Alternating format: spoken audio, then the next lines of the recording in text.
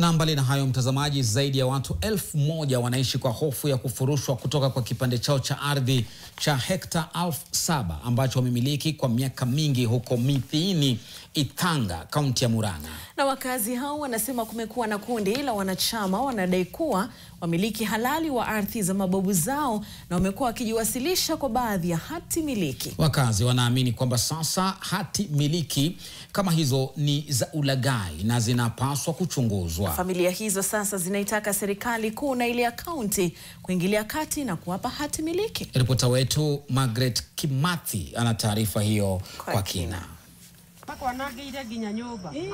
Peter Mwangi amekuwa akiishi kwa hofu ya mara kwa mara kufurushwa kutoka kipande chake cha ardhi cha ekari 3 kwa miaka 20 sasa.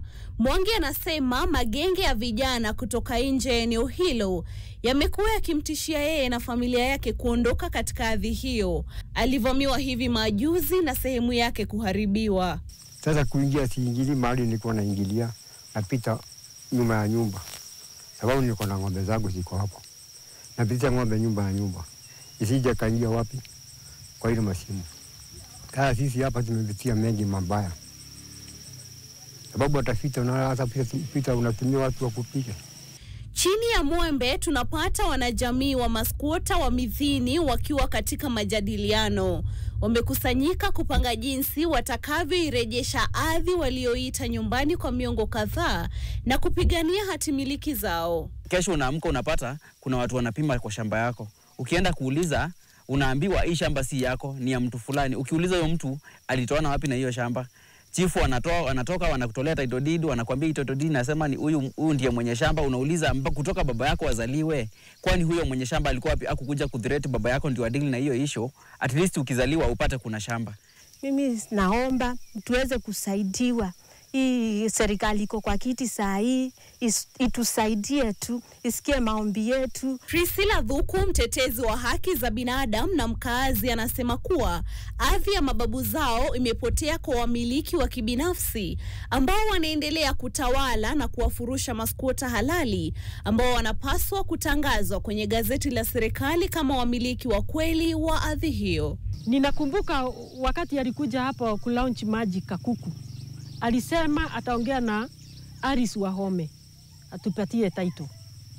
Na saa hii ninakukumbusha William Ruto Samoei, tafadhali kama president wetu na sisi utukumbuke kwa njia ya upendo, utupatie title deed. Ili shida za Mithini kupelekwa kotini, kushikwa bure. Katika hatua ya kijasiri ya kupaza sauti na kudai haki, jumuiya hiyo ikiongozwa na mwenyekiti wao mwanaharakati James Mungai amejiunga na muungano wa kitaifa na watetezi wa haki za kibinadamu. Pamoja wanaanza safari ya kukwea mlima iliyokusudiwa kuwajulisha Wakenya kuhusu dhiki wanayopitia kutafuta haki. Ndio nilipanda mlima Mount Kenya. Juu niombe Mungu tusaidie huko, serikali ya Kenya itusaidie na yone sinda setu tukipanda kwa mlima.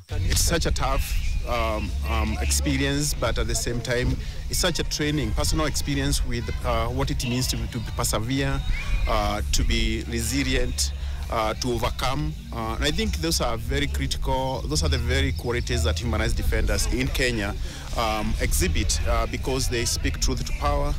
They fight violations.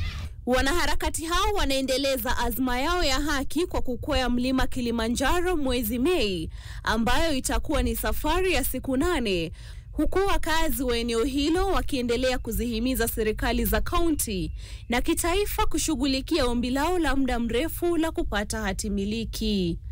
Margaret Kimathi, NTV. Na mtazamaji, ndo mambo hayo.